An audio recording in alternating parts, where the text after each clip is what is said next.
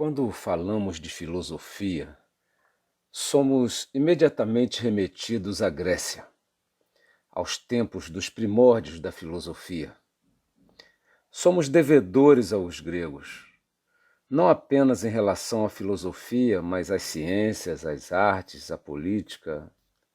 São muitas as nossas dívidas para com os gregos, o mundo ocidental principalmente.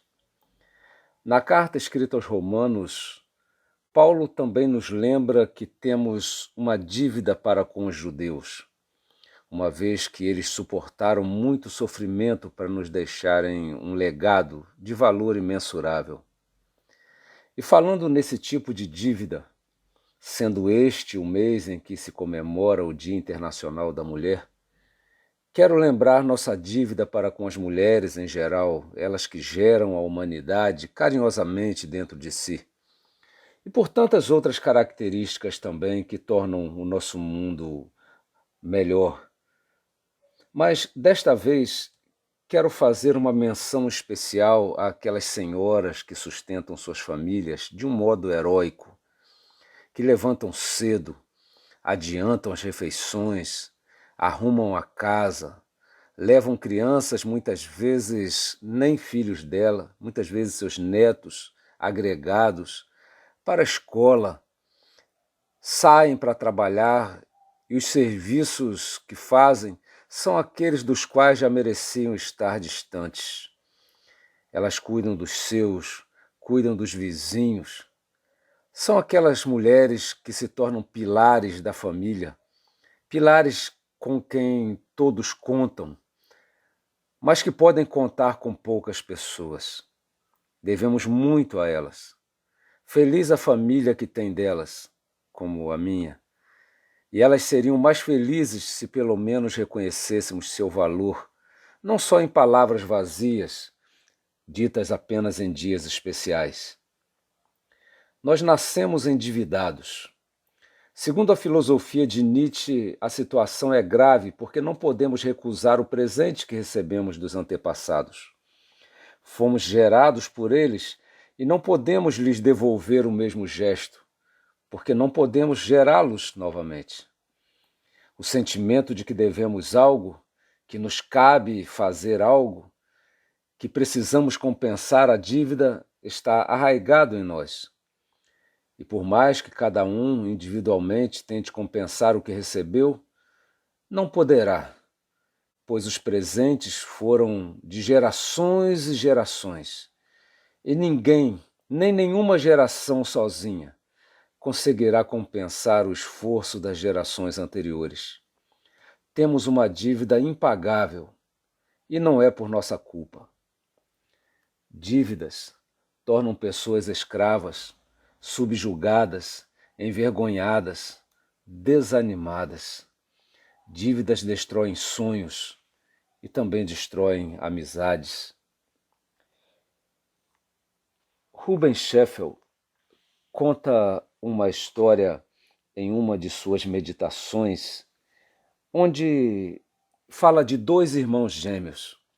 Esses dois irmãos moravam numa cidade do interior dos Estados Unidos e em determinado momento da vida deles, da juventude deles, o pai deles faleceu e deixou para eles um comércio, uma casa comercial.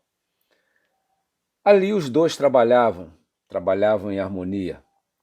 Um dia um cliente chegou comprando uma pequena coisa e pagou com uma nota de $1. Essa nota foi colocada sobre a caixa registradora e um dos irmãos foi até a porta acompanhar a saída daquele cliente. Quando ele voltou, a nota não estava sobre a caixa registradora e dentro da loja estava apenas o outro irmão. Ele perguntou então ao seu irmão se havia pego aquela nota e ele disse que não. Mas ele insistiu dizendo que a nota estava ali e que só havia os dois dentro da loja.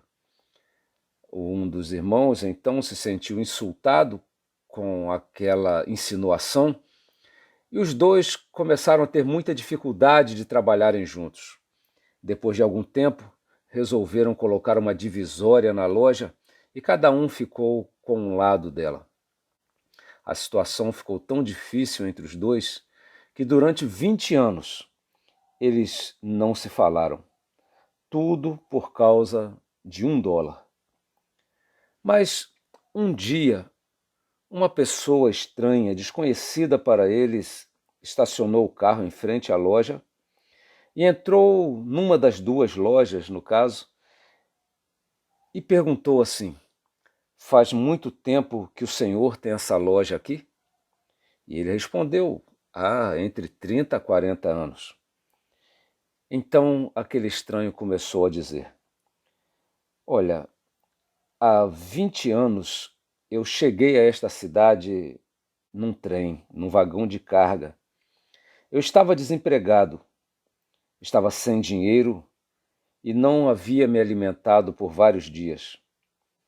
Eu vim por aquela alameda ali, olhei pela janela de sua loja e vi aquela nota de $1, ele contava assim, sobre a caixa registradora. Entrei de mansinho, sem que ninguém me visse, e rapidamente a apanhei. Mas recentemente eu me tornei cristão e isto mudou a minha vida.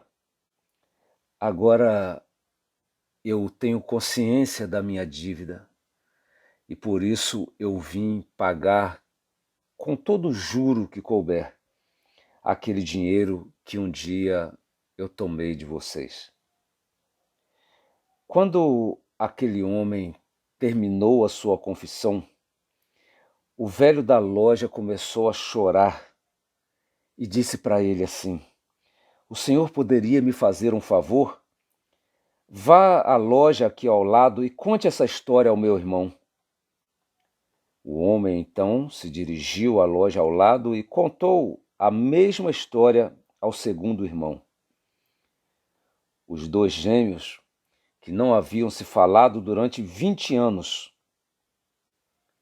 agora se abraçaram, choraram e pediram desculpas um ao outro.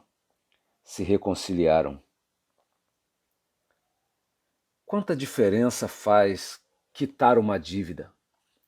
Aliás, uma dívida nunca é apenas uma dívida. Implica em tantas outras coisas para aquele que emprestou, para aquele que foi o credor, em tantas coisas que o devedor dificilmente poderá imaginar. E é triste pensar que muitos se endividam sem qualquer intenção de quitarem suas dívidas. Na oração do Pai Nosso, Cristo nos ensina a suplicar a Deus que perdoe nossas dívidas para com Ele, como perdoamos aos que nos devem. Ou seja, como perdoamos aos que têm dívidas para conosco.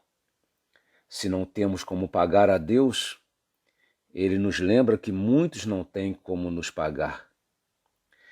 Desta frase, na oração mais conhecida do mundo, a oração do Pai Nosso, a forma básica da palavra usada no original grego para dívida é ofeilo.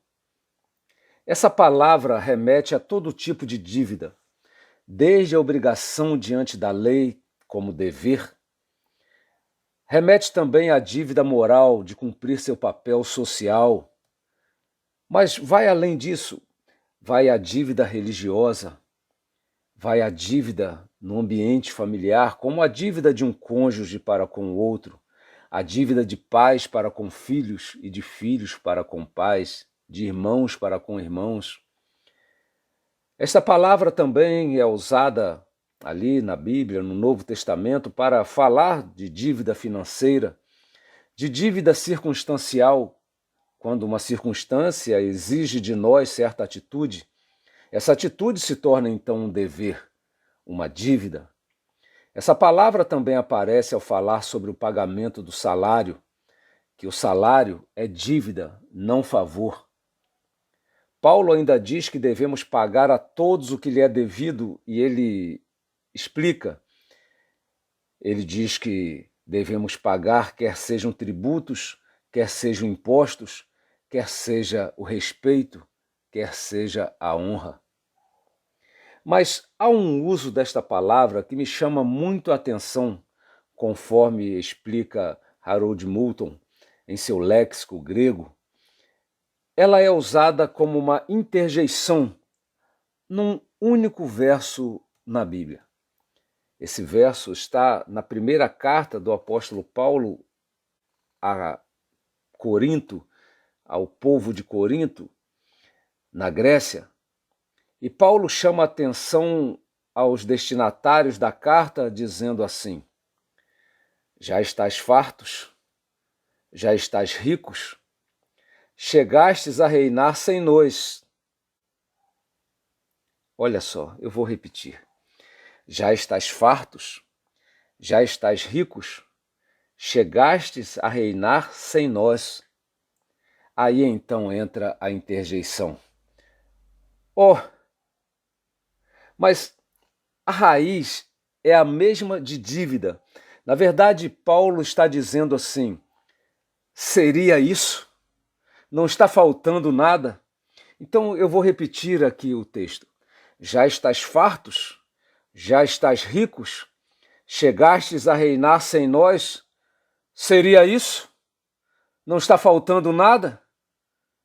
Oh, a expressão suscita um questionamento que exige uma resposta. Evoca a existência de uma dívida a ser paga. Aponta uma falta de consistência, uma carência de fundamentação, de saldo que quite o que promete afirmar. Como se estivesse dizendo: baseado em que você diz isso? Qual é a garantia disso? Isso aponta para uma afirmação insustentada, uma dívida que não está sendo paga.